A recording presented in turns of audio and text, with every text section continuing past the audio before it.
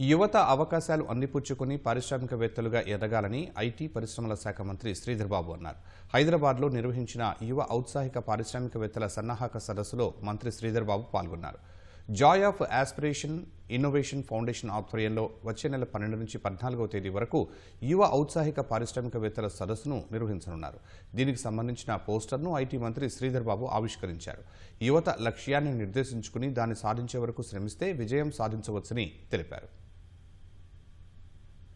Like in British era, where we used to export yarn to get a final product at the higher costs. On the T hub, where we see the young engineers who does lots of coding, and all the GCC-driven engineers who does lots of coding. The same thing what we are doing is the final product is being done by the major companies from abroad, and we bring back the same product with high costs. Why we are not trying to, increase our efficiency?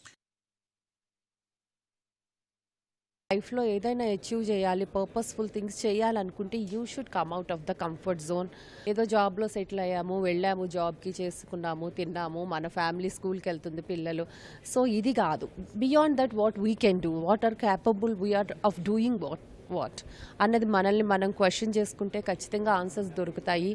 ఆ answers ప్రకారం మనం ముందుకెళ్తుంటే success మన వెనకే వస్తుంది.